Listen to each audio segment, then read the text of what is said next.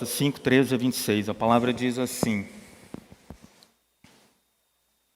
Porque vós, irmãos, fostes chamados à liberdade. Porém não useis da liberdade para dar ocasião à carne. Sede antes servos uns dos outros pelo amor. Porque toda a lei se cumpre em um só preceito, a saber, amarás o teu próximo como a ti mesmo. Se vós, porém, vos mordeis e devorais uns aos outros, vede que não sejais mutuamente destruídos. Digo, porém, andai no Espírito, e jamais satisfareis a concupiscência da carne, porque a carne milita contra o Espírito, e o Espírito contra a carne, porque são opostos entre si, para que não façais o que porventura seja do vosso querer.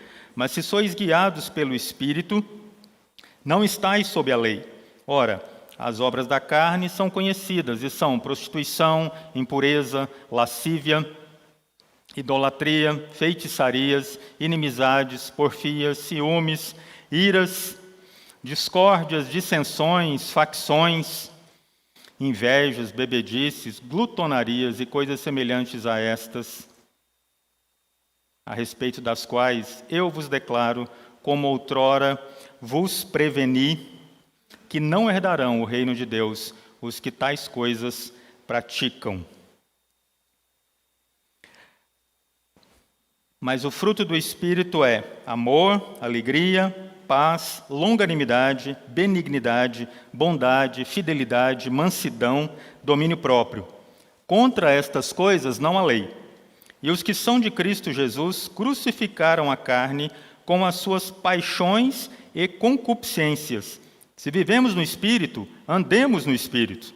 Não vos deixeis possuir de vanglória, provocando-vos uns aos outros, tendo inveja uns dos outros. Até aqui. Vamos orar mais uma vez? Senhor, nós pedimos que o Teu Espírito Santo mesmo, de uma forma muito didática, muito simples e objetiva, me ensine a Tua igreja, ó Pai, acerca dessa mensagem. Que o Senhor modifique, transforme as nossas mentes, para que a gente entenda claramente a Sua vontade e a pratique. Essa é a nossa oração. No nome de Cristo Jesus. Amém. Amém, amados. O objetivo da meditação é instruir a igreja a respeito da vitória sobre o pecado, como acabar com os conflitos e amar de verdade.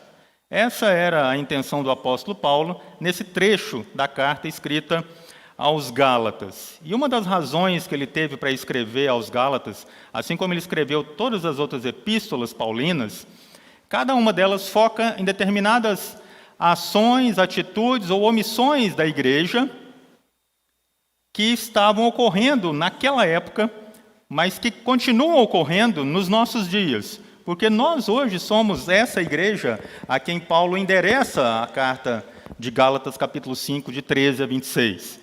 E vocês vão entender o porquê eu estou incluído e você está incluído nessa mensagem, porque ela é viva e eficaz sempre. Essa é a palavra do Senhor. Foi uma carta escrita há centenas de anos atrás, com um fim específico de resolver uma situação de conflito dentro da igreja, de rebater falsos ensinamentos que estavam ocorrendo ali, na igreja da região da Galácia, onde os cristãos recém-convertidos estavam agora voltando ao jugo da lei.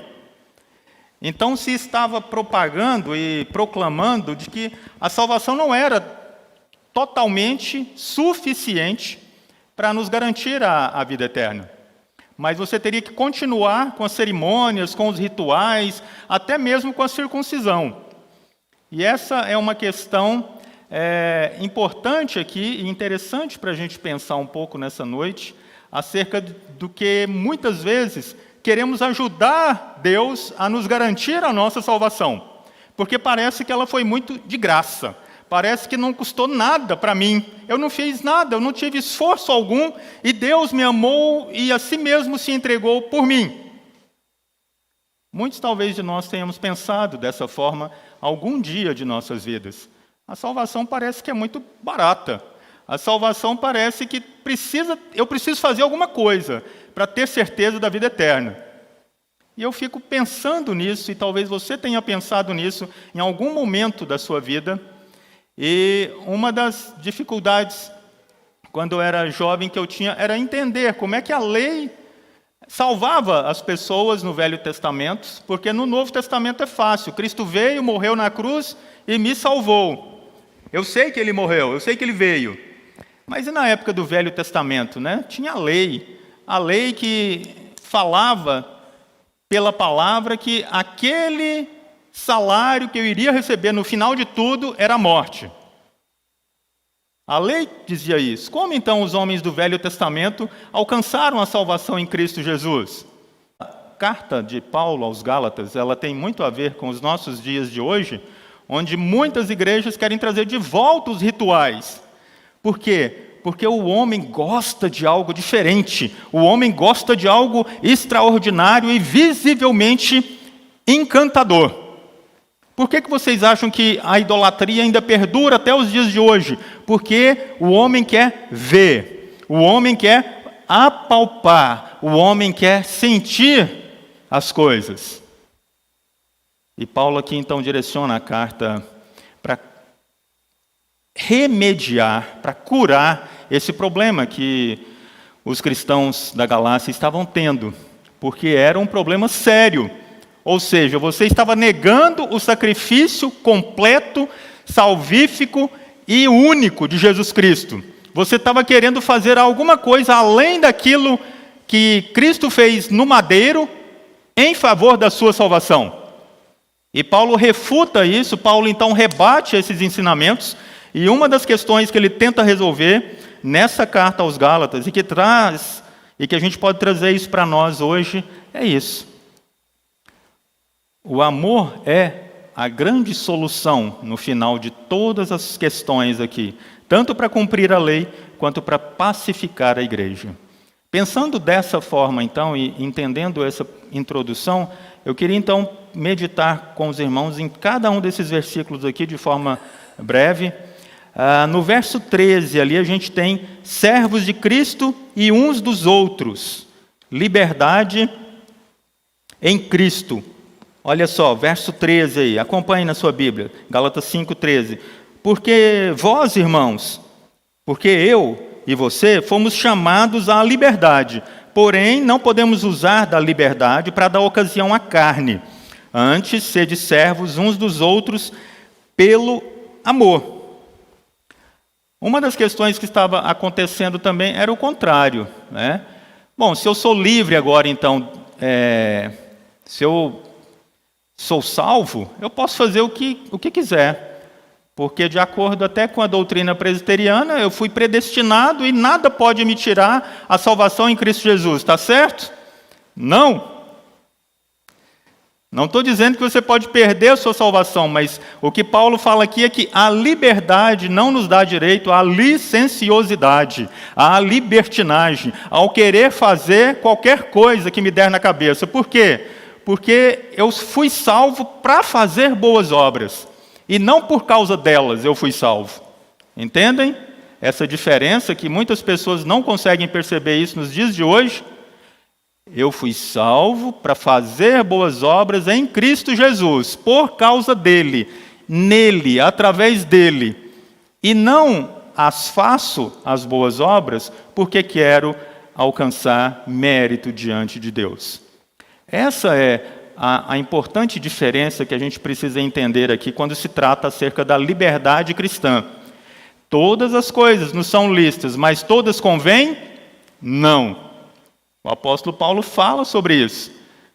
Tudo eu posso fazer, não posso? Mas convém fazer? Todas as coisas que eu desejo? Aí entra a questão da concupiscência da carne, que o apóstolo Paulo fala aqui nos versos a seguir. A concupiscência da carne é aquele desejo que reside ainda no coração pecaminoso, resgatado pelo sangue de Jesus, porém pecaminoso ainda.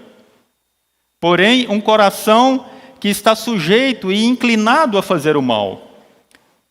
Lembra daquela ilustração que o pastor Saulo sempre usa aqui, da bola cheia dentro da piscina e você tem que ficar segurando ela para ela não subir? Assim é a nossa inclinação carnal. Quando Paulo se refere aqui à carne, ele não está falando de tecido, de pele, de veias, de unhas, de nada disso. Ele está falando da minha natureza humana, que ainda continua dentro de mim. Nesse conflito, nessa guerra, nessa luta. E só o crente tem essa luta. Vocês sabiam disso? Que só o crente tem essa luta da carne contra o espírito? Quem não conhece a Deus de verdade, quem não foi salvo pelo sangue de Cristo Jesus, não tem problema com essa luta espiritual que o crente trava diuturnamente. Não tem problema. O ímpio não tem problema de carne e espírito, porque é só carne. É só carne. Não tem dificuldade. Mas eu e você, do dia que nós nos convertemos até o último suspiro nosso, teremos essa luta da carne contra o espírito. Por isso eu quero meditar com os amados. Como é que a gente faz para andar no espírito? Conforme Paulo fala nesses versículos aqui. Andar no espírito. E jamais você satisfará os desejos da carne que ainda você está nela. Mesmo sendo um salvo, mas você tem uma inclinação pecaminosa que não vai desaparecer. Só depois da sua morte, do seu corpo transformado, ressurreto e de você estar morando com Cristo Jesus na glória.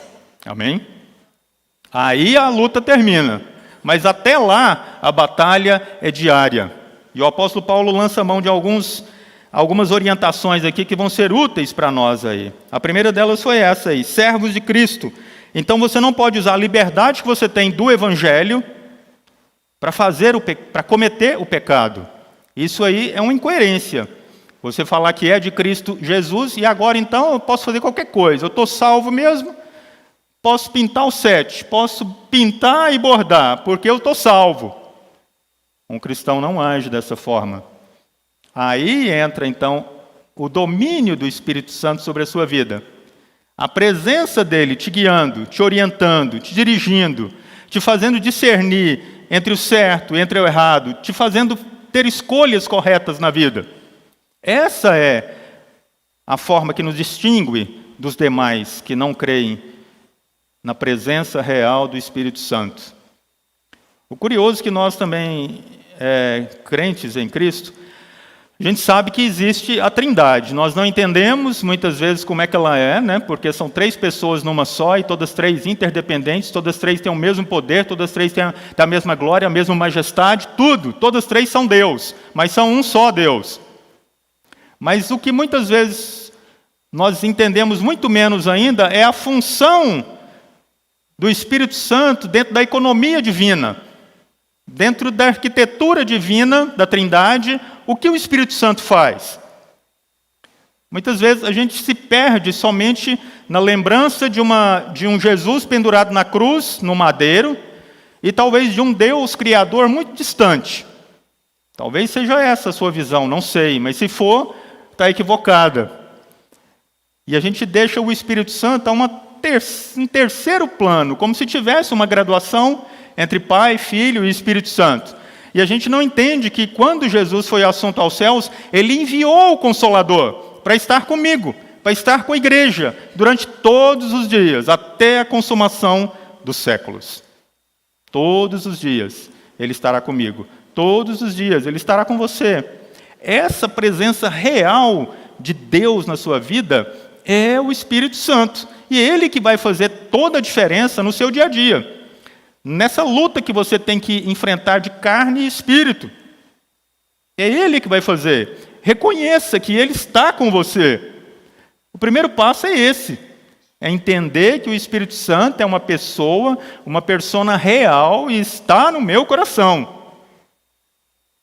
Muitas vezes a gente quer receber milagres e coisas tão extraordinárias e não se atenta para um fato tão extraordinário quanto esse, da presença viva de Deus no seu coração, através da morada do Espírito Santo nela, na sua vida.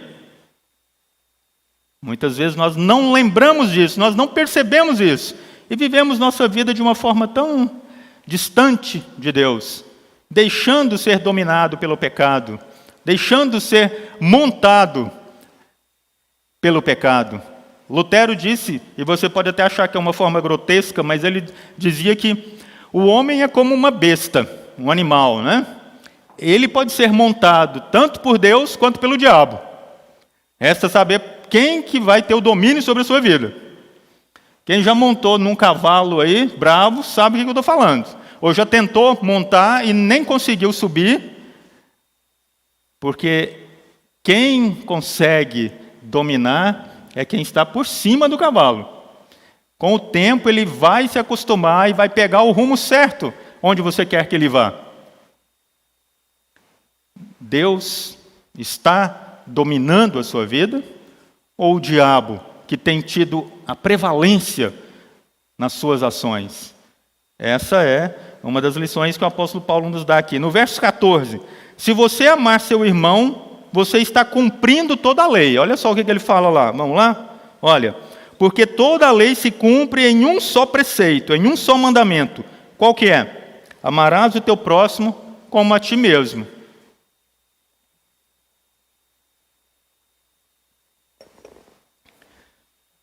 Se você amar seu irmão, você está cumprindo toda a lei.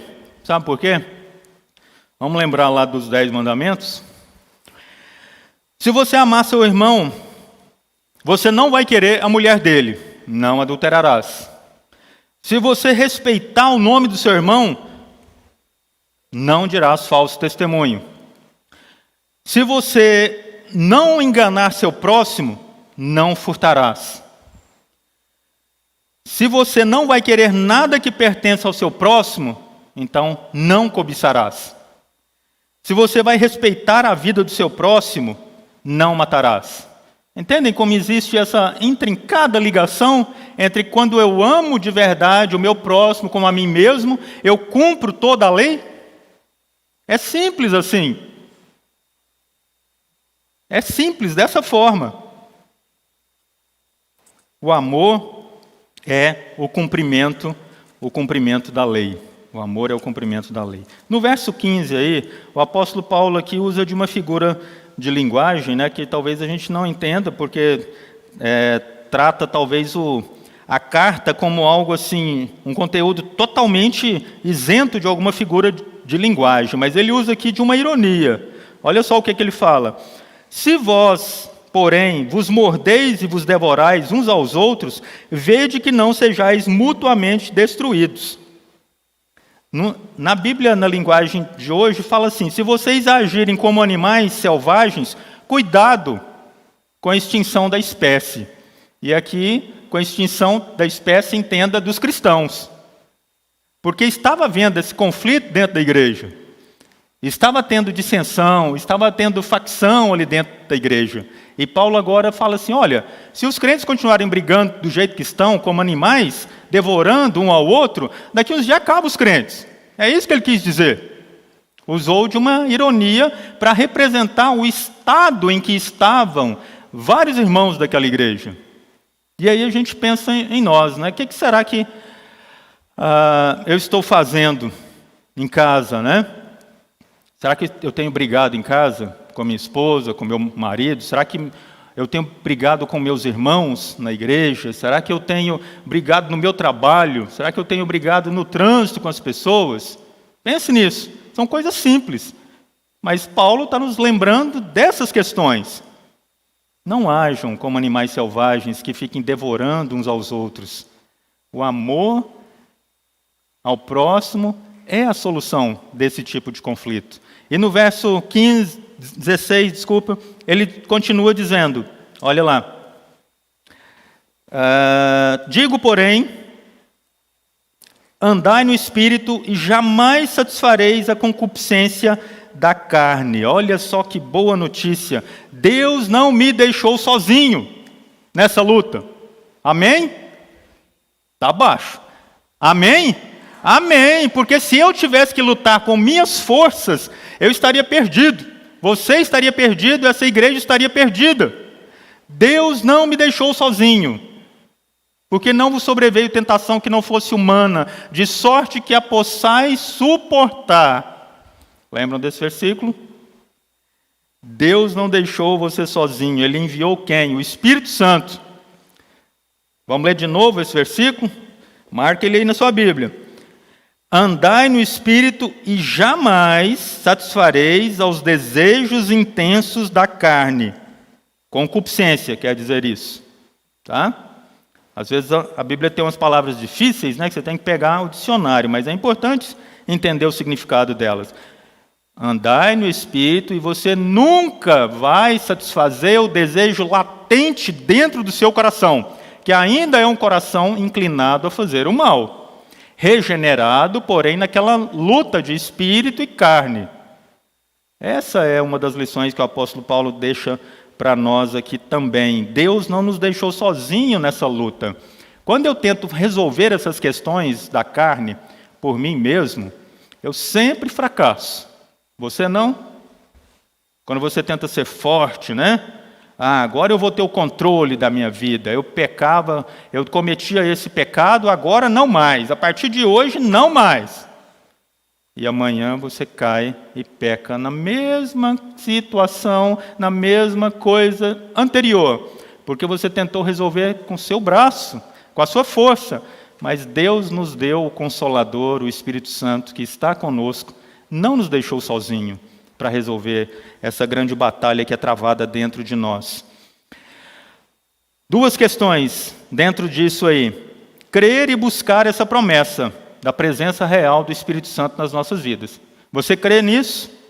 Que o Espírito Santo foi enviado por Deus para ser o Consolador, para ser o Paráclitos, para ser aquele que está com você te conduzindo? Se você crê nisso, ótimo. Você crê também que isso é uma promessa de Deus, que Ele sempre cumpre as promessas que Ele faz? Ótimo. Estamos dando passos, então, em direção ao andar no Espírito. Porque, como eu falei, muitas pessoas querem receber bênçãos demais hoje em dia. Eu recebo a bênção da casa própria, a bênção do carro novo, a bênção do emprego bom, a bênção disso, a bênção daquilo. É fácil receber coisas assim. Mas você quer receber essa promessa de Deus na sua vida? Em oração, em leitura, em aprendizado da palavra. Saiba que você não está sozinho. Você nunca está sozinho depois da sua conversão. Nunca. Não lute sozinho. Não lute sozinho, porque a carne vai te dominar. Mais uma. Andar no Espírito é o mesmo que viver debaixo da sua orientação, da sua decisão, das escolhas e o agir do poder do Espírito Santo na sua vida. Isso é andar no Espírito. É Ele te dominar por completo, em todas as escolhas, as pequenas e as grandes. Você já parou para pensar que a gente comete esse grande erro de não colocar Deus nas pequenas coisas da nossa vida? Parece algo contraditório, né? Um grande erro que eu cometo é não trazer Deus para as pequenas coisas da minha vida e achar que isso é banalidade, isso eu resolvo, só eu mesmo. A roupa que eu vou vestir hoje, talvez ela não é adequada. O Espírito Santo pode te ajudar. Irmão, irmãzinha, né? Pode te ajudar. Senhor, eu preciso trocar de carro. Isso é coisa só do homem, né? Geralmente não comenta nem com a mulher, só chega com o carro lá já trocado e... eu queria de outra cor, né? Ela fala logo que queria de outra cor. Agora não tem jeito, né? Mas nas pequenas coisas, você precisa de ser orientado pelo Espírito Santo, para não causar dissensão dentro de casa, né? Talvez a mulher não queria que você gastasse o dinheiro daquela forma, e você foi lá e gastou, comprou. Falta de orientação do Espírito Santo. Percebem que nas pequenas coisas que você acha que são irrelevantes, é que se tornam muito relevantes nos seus relacionamentos diários e no seu relacionamento com o próprio Deus. Deus não é só Deus de grandes coisas, de grandes eventos como a gente imagina, mas Ele se preocupa com as pequenas coisas do seu cotidiano, do seu dia a dia. Aquela consulta que você quer fazer e está adiando há muito tempo, e tem algo te incomodando para fazer, vai e faz.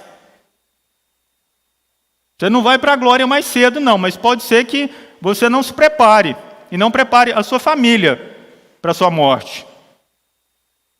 Deus me livre, né? Você pode pensar, olha só, a janela até balançou ali, ó. Amados, viva no Espírito, seja controlado por Ele em toda e qualquer situação. É um aprendizado isso.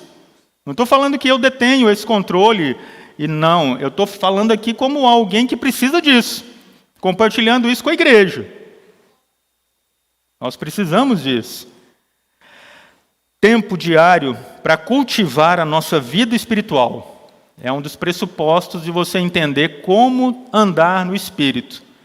Tem uma ilustração que eu achei muito curiosa, que falava que um homem tinha 2 cachorros, um cachorro branco e um cachorro preto.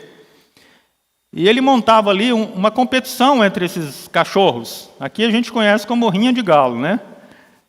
É ilegal. Tem também a de cachorro, eu sei que tem, né? O Ricardo aí vai até combater isso aí também, né, Ricardo? É um crime federal agora, né? Mas, o que eu quero falar com isso aqui? Certo homem foi nessa briga dos cachorros e ele acompanhou ali por uma semana. E o dono dos cachorros, do branco e do preto, sempre apostava naquele que ganhava. Ele não entendia por quê, né? Brigava ali, ganhava o preto. E ele ganhava muito dinheiro. No outro dia, brigava, ganhava o branco. Aí ele perguntou, como é que o senhor sabe em qual dos 2 cachorros apostar o dinheiro? Porque os 2 são do mesmo tamanho, são fortes e tudo. Ele falou, olha, isso aí é simples. Na semana que eu quero que o cachorro preto ganhe, eu trato ele muito bem, eu passeio com ele, eu dou ração boa para ele, comida boa. E o branco? O branco eu deixo passando fome. Por quê? Porque na hora da luta, aquele que está bem alimentado é o que prevalece. Aquele que está bem alimentado é o que ganha a batalha. Trazendo isso para nós aqui, ou você fortalece a sua carne, ou você fortalece o seu espírito. É uma das 2 coisas. Não tem como haver esse equilíbrio. Ou um está mais ou menos que o outro. A cada dia, um dos 2 está vencendo a batalha dentro do seu coração. Você precisa fortalecer o espírito e mortificar a carne. Essa é a solução que a Bíblia traz para nós. Porque os nossos pecados já foram cravados na cruz por uma vez só. Todos eles foram fincados ali, nos pregos, nas mãos, nas pernas, nos pés de Cristo Jesus. Cada um dos meus pecados foi encravado naquela cruz. Isso é muito importante a gente relembrar isso aí. Ou você fortalece a carne, ou você fortalece o espírito. Nutra a sua vida espiritual para você fortalecer o espírito e andar no espírito. Viram como é simples isso? Trata bem o espírito. Alimenta ele com a palavra, alimenta ele com a oração, alimenta ele com o jejum, alimenta ele usando seus dons na igreja, alimenta ele, porque ele vai ganhar. Se você alimentar o outro, aí você perde a luta. Mais um pouco, vamos andando. Segunda lição que o apóstolo Paulo traz aí no verso 17 e 18. Olha lá, olha na Bíblia aí de novo. Porque a carne milita contra o espírito, e o espírito contra a carne, porque são opostos entre si, para que não façais o que porventura seja do vosso querer. Tenha consciência de que existe um conflito dentro de você. E você não vencerá sozinho. Essa é uma das primeiras lições desse texto aqui, ó. Tenha consciência de que existe uma luta dentro de você. Se você não se importar com isso, se você não tiver consideração por isso, por essa palavra, se você relegar isso e entender que isso não te pertence, você já perdeu essa luta. Porque você não tem a consciência de que existe uma luta diária na sua vida. Carne contra espírito. Desobediência e rebelião contra o Espírito de Deus. Estão dentro da nossa natureza. Se a gente quiser obedecer ao Espírito, a gente tem que trabalhar, lutar, aplicar essa energia nossa do dia a dia e devemos começar pela abnegação. Calvino disse isso. Se você quiser obedecer ao Espírito, você precisa trabalhar, lutar, a aplicar a sua energia máxima. E comece, então, pela renúncia das coisas que você acha bom fazer, mas que são pecados. Se você não acha o pecado ruim, se você acha o pecado bom, gostoso, atraente, está errado, irmão. Está errado demais. E isso precisa mudar. A gente precisa trabalhar isso nas nossas vidas. Romanos 7, 19 a 20. Vou ler o texto aqui rapidamente. Romanos 7, 19 a 20. Olha só o que Paulo fala aqui. Já estudamos isso, mas vamos relembrar aqui. Porque não faço o bem que prefiro, mas o mal que não quero, esse faço. Mas se eu faço o que não quero, já não sou eu quem faz, e sim o pecado que habita em mim. Olha só o dilema aqui do apóstolo Paulo, hein? Vejam só, esse homem com esse dilema. E quem sou eu para dizer o contrário? Porque não faço o bem que prefiro, mas o mal que eu não quero, esse eu faço. Não é? E essa é a luta da carne e do espírito todos os dias. Eu queria fazer isso de bom, mas não consegui. Eu queria deixar esse pecado, mas não consegui. Essa luta, ela faz parte da nossa vida, mas tem solução. Ser guiado pelo Espírito, alimentar o Espírito Santo e desnutrir a carne. Verso 19 a 21. Agora, vamos entrar aqui numa parte aqui que nós vamos andar um pouco mais rápido. Olha lá, o que diz? 19 a 21. Projeta aí para nós, por favor.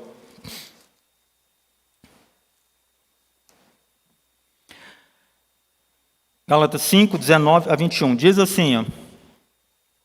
Se sois guiados pelo Espírito, não estáis sob a lei. Isso é o resumo daquilo que nós já falamos, né? Se o Espírito nos guiar, a lei não tem mais pelo que nos condenar. Ora, verso 19, as obras da carne são conhecidas. E ele lista aqui algumas delas, tá? Porque ele fala assim, olha, as obras da carne eu conheço como pecador e vocês conhecem também.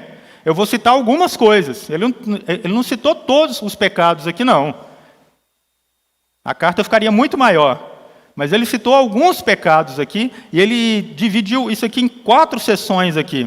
As relacionadas com a área sexual, as relacionadas à religião, as ligadas aos nossos relacionamentos e as ações ligadas a mim mesmo como indivíduo.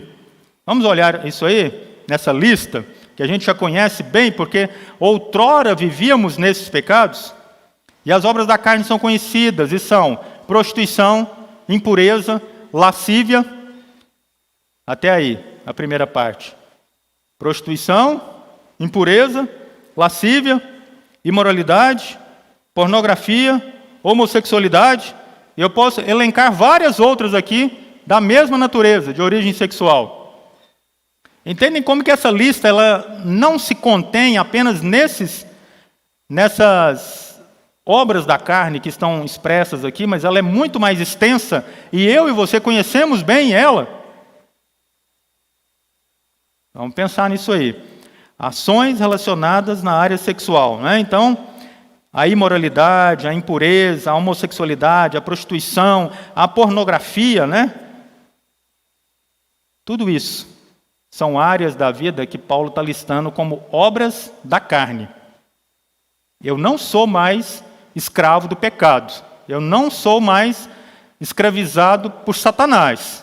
Essas obras não deveriam fazer parte das coisas que eu pratico no meu dia a dia. Mas Paulo está falando, olha, vocês conhecem muito bem. Eu vou citar aqui algumas. E ele continua. Parte 2. Ações relacionadas à religião, à idolatria, feitiçaria, aí aqui a gente pode incluir invocação dos mortos, invocação dos espíritos, encantamentos e várias outras coisas. Ora, então não é só de natureza carnal, então é de natureza também religiosa. De natureza religiosa. Tem ações e obras da carne nessa natureza. Ah, mas eu não cometo idolatria nem feitiçaria, longe de mim. Se você coloca qualquer coisa acima do seu Deus, isso é um ídolo na sua vida. E o nosso coração é uma fábrica de ídolos. Não se engane, esse pecado pode estar presente na sua lista. Terceira, ações ligadas aos relacionamentos. E aqui ele fala muita coisa, olha lá. Inimizades, porfias, ciúmes, iras. Pode passar. Discórdias, dissensões, facções. Vejam que a lista agora ficou maior, né? Ele quis destacar algumas coisas aí. O apóstolo Paulo. Inimizades, porfia, né? Aquele camarada que quer brigar a todo custo. Você conhece alguém assim? Ou se você é assim, tem alguma coisa que você... Não, eu que estou com a verdade, eu vou até o fim. Se for necessário, até agrido verbalmente alguém, porque a minha verdade tem que prevalecer. Conhece alguém assim? O nome que se dá para isso é porfia. Discórdia. É aquele camarada ou aquela senhora ou aquele senhorzinho que discorda de todas as coisas. Discorda até da palavra de Deus em muitas coisas. Não concordo muito com isso que a Bíblia diz, não. Eu acho que é diferente. Eu sinto no meu coração enganoso, pecador, e que está subnutrido pelo Espírito. Eu sinto que não é assim. Já sentiu isso já na sua vida? Você já foi uma pessoa que discordou da palavra. Ódio, ciúme, dissensão, divisão, inveja. Né? Aquele que não se agrada pelo sucesso do outro. Será que eu já fui assim algum dia? Você já foi? Quando vê lá, nossa, o fulano passou naquele concurso, eu queria tanto isso. Eu não vou nem lá cumprimentar ele, né? Porque a inveja chega a estar me doendo. Isso é coisa de crente? Paulo fala que é obra da carne, mas essa carne que está dentro de nós pode fazer isso. Ande no Espírito. E por fim, as ações ligadas ao indivíduo. Bebedice, glutonaria. Olha só, hein?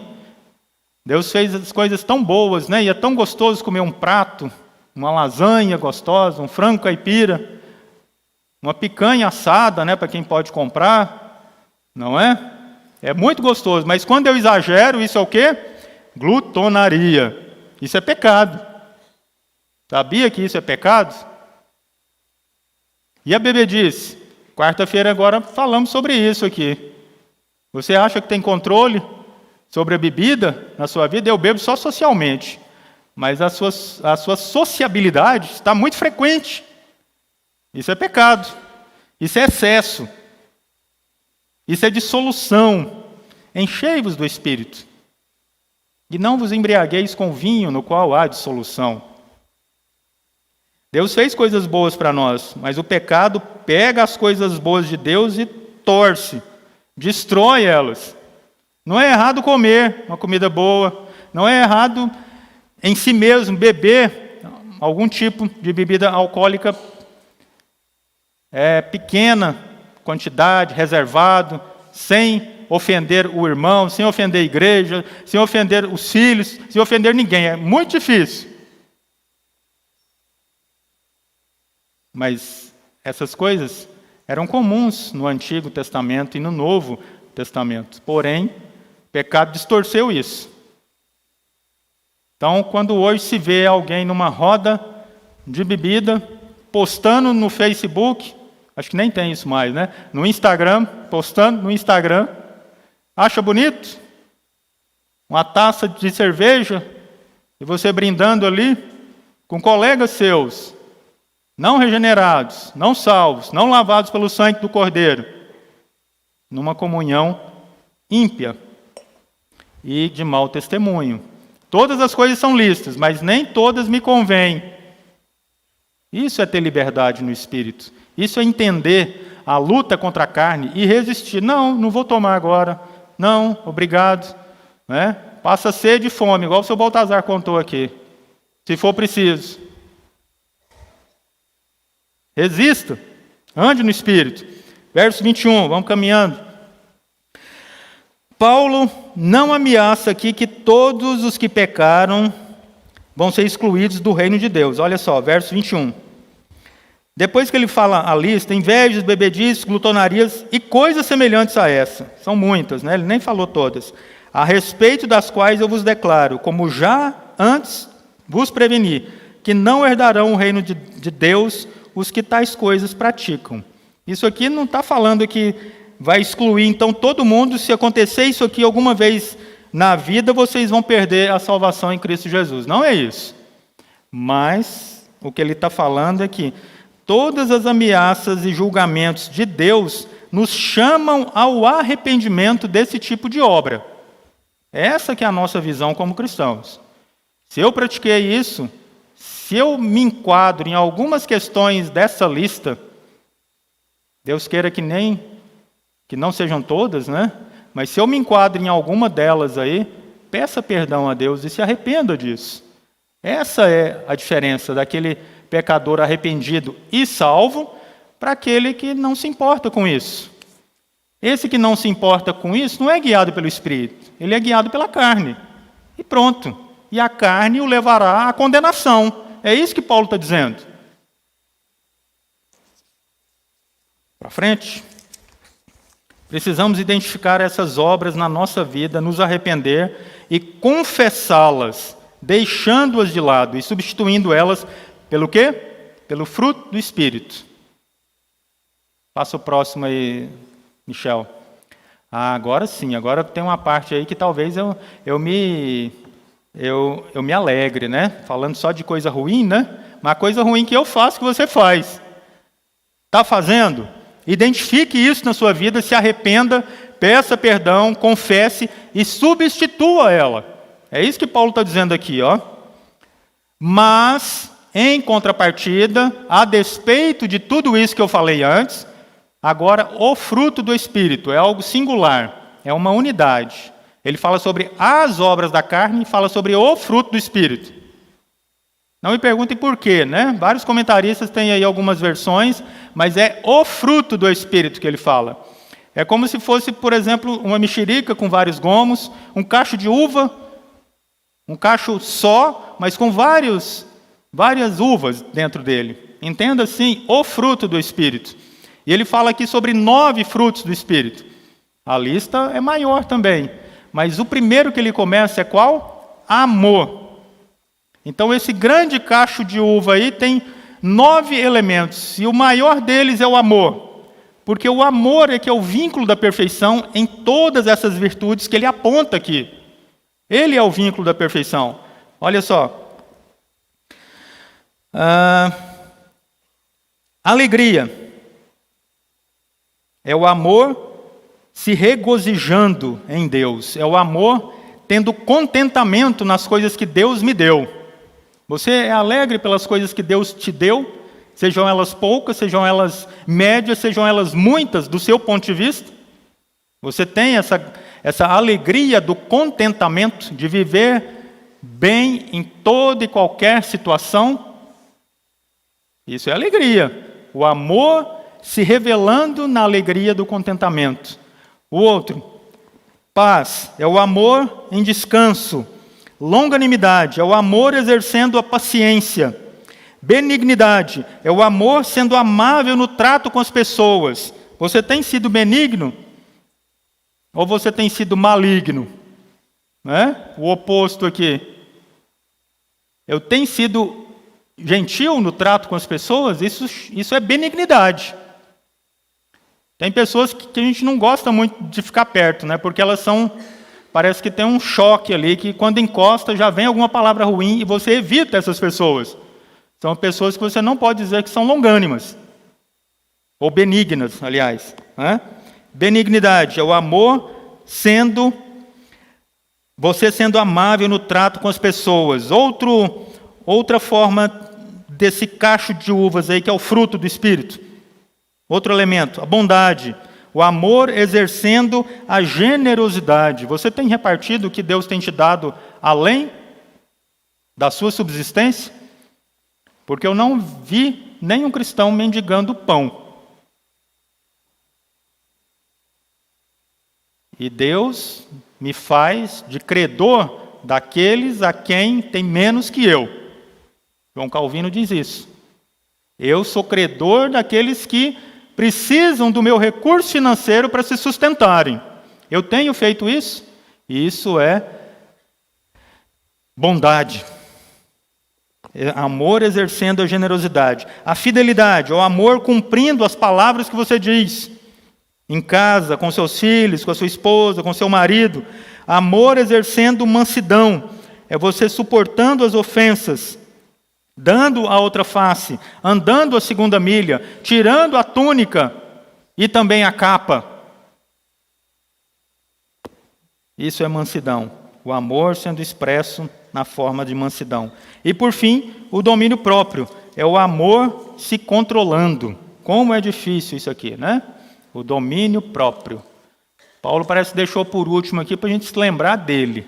Não é isso? O domínio próprio. Pessoas que têm o estopim desse comprimento, né? Outras um pouco maiores. Tente alargar o cordel do seu estopim. Tá? Eu já trabalhei com explosivos, já fiz muita coisa nessa vida, né? Se os irmãos contar aí, que parece que eu já tenho já uns 70 anos, né? Mas eu já montei explosivos para explodir rocha na mineração de ouro. Não era garimpeiro, não, eu era técnico em mineração. Não estava carregando aquele saco nas costas, não. Mas como é que faz isso? Você coloca uma banana de dinamite, dentro dela uma espoleta, que é um artifício que vai dar o impacto que faz o explosivo explodir. A gente acha que é só o fogo, mas não é. Você pode jogar ele no fogo que ela não explode. Ela vai explodir pelo impacto da espoleta. E tem ali o pavio, que chama-se cordel, que você então põe ele a uma distância considerável e você calcula quantos metros por segundo que ele consome até você cair fora. Então você media lá, precisa de 3 metros, precisa de 4 metros. À medida que a gente ia avançando na mina, mais distante o cordel ia ficando. Porque senão, a gente ficava debaixo dos escombros. Eu preciso pedir para Deus aumentar o cordel da minha vida, desse estopim, para que eu tenha domínio próprio sobre as questões nos meus relacionamentos, em todas as áreas dela. É terrível quando a gente explode diante de uma situação e depois que a palavra foi dita, ela não volta mais para si. Ela já fez o estrago que precisava ou que não precisava, digamos assim, fazer. Peça a Deus domínio próprio. É um grande elemento aí que a gente precisa meditar nele depois em outra oportunidade. E por fim, caminhando já para o final, todos gostam de ouvir essa frase, né? Quarta lição que o apóstolo Paulo fala aí, versículo 24. E os que são de Cristo crucificaram a carne com suas paixões e concupiscências. Cristo vive em nós. Gálatas 2:20 fala sobre isso, não vou ler o texto aqui. Cristo vive em nós de duas maneiras. A única vida consiste em nos governar pelo seu Espírito e em dirigir as nossas ações. A outra forma, nos tornar participantes da sua justiça. O primeiro diz respeito à regeneração e o segundo à justificação pela graça de Deus.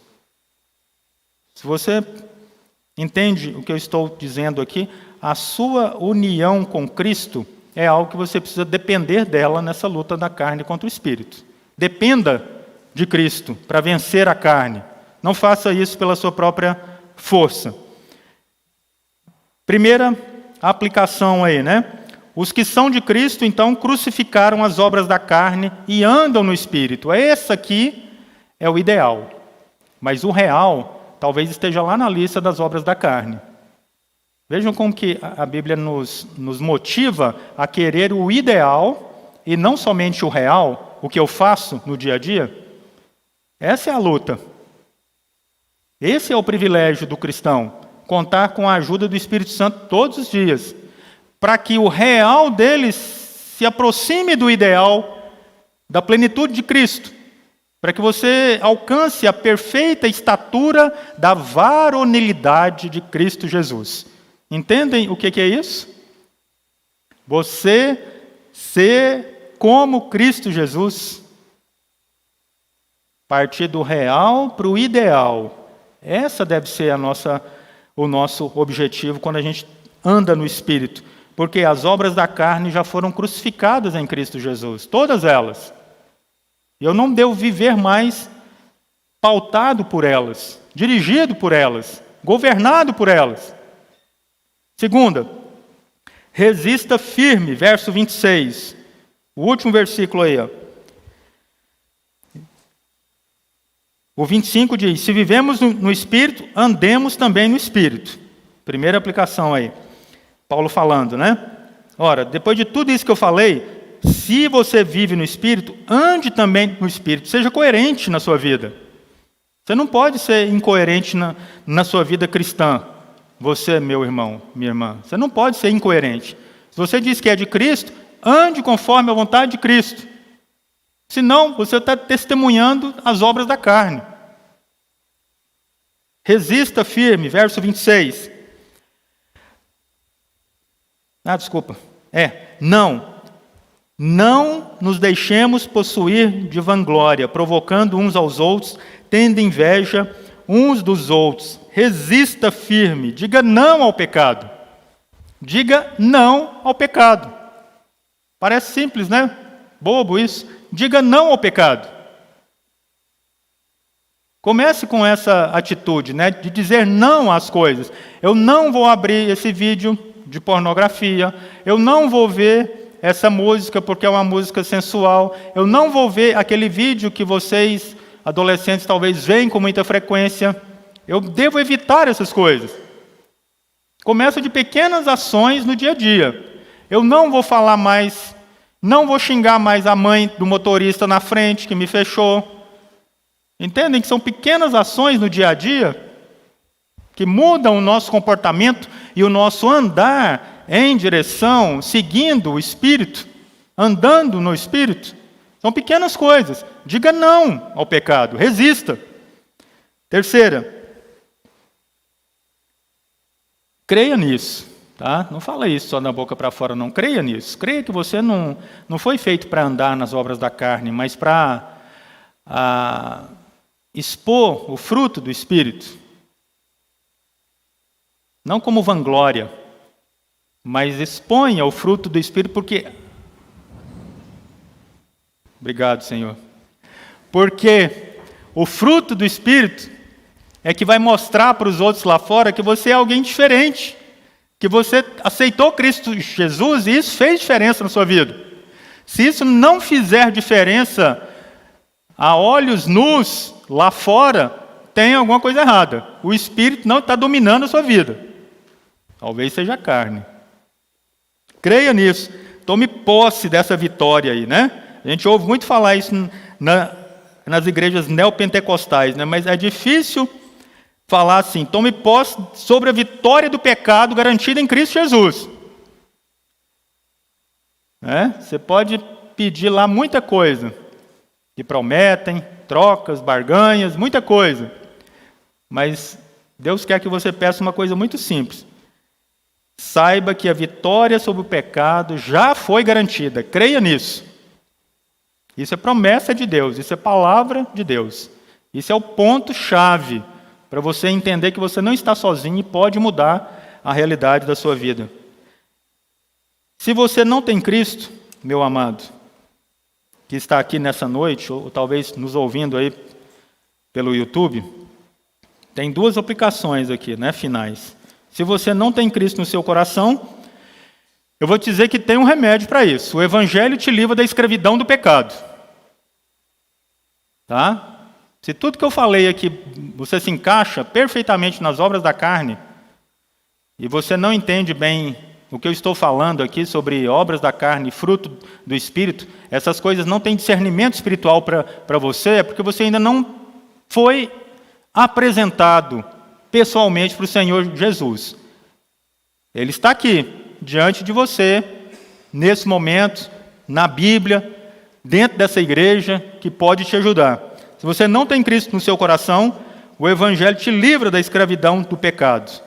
Porque se você continuar assim, você estará perdido. Essa é a mensagem, é a aplicação para quem não tem Cristo Jesus. E agora, para você que é crente, uma aplicação aqui. Analise sua vida, meu irmão. A partir dessa passagem que nós lemos, corra, passe pela lista das obras da carne e pondere em cada uma delas. Veja se você não se encontra ali, entre o real da sua vida, aquilo que você não queria fazer, mas faz. O bem que você prefere fazer, você não faz. Passe seus olhos novamente nessa lista das obras da carne e veja se você pergunte, Deus, eu fiz isso, eu fiz aquilo outro. Examine o seu coração.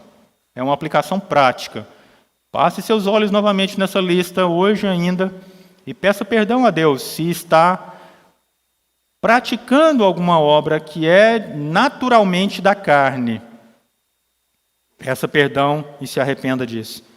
Depois, passe pela lista do fruto do Espírito. E você pergunte também, tenho alegria nas coisas de Deus? Eu tenho alegria em vir à casa de Deus? Eu tenho alegria em comungar com os meus irmãos na igreja? Eu tenho alegria em exercer os meus dons na igreja? Primeiro item do fruto do Espírito que Paulo menciona. Eu tenho paz com Deus? Sou uma pessoa paciente? Lembra de alguma coisa recentemente para confirmar isso ou para negar isso? Sou um irmão generoso que pratica a bondade, a generosidade, o auxílio ao outro? Pense em várias coisas dessa lista aí, dessa maneira. Confesse a Deus o estado da sua alma e tome uma decisão de se reconciliar com Deus. Sempre é hora para isso, para o arrependimento, para a volta. Por isso que Jesus morreu. Porque eu não vou deixar de pecar hoje, depois dessa mensagem aqui que eu ouvi, que eu entendi tudo, mas e aí? Reveja isso aí. Peça perdão, se arrependa, mude os seus caminhos. O Espírito vai te conduzir para outro lado. Mas você tem que tomar o primeiro passo aí, de reconhecer isso na sua vida. Confesse a Deus esse seu estado e se reconcilie com Deus. Os que praticam a palavra serão justificados, não apenas os ouvintes da palavra. Andaremos no Espírito se a gente fizer essas coisas que o apóstolo Paulo fala com os Gálatas e falou comigo e com você nessa noite. Que Deus nos abençoe. Olá, que bom ter você por aqui. E aí, gostou do vídeo? Então não se esqueça de se inscrever no nosso canal, ativar o sininho para receber as notificações dos outros vídeos que virão, curtir esse vídeo e principalmente, é claro, compartilhar ele com as pessoas que você ama, para que elas também sejam edificadas e abençoadas por essa mensagem. Nos siga também nas outras redes sociais que estão aparecendo aí na sua tela, para você poder acompanhar melhor os nossos horários e as nossas programações. Tá bom? Que Deus abençoe sua vida e até o próximo vídeo.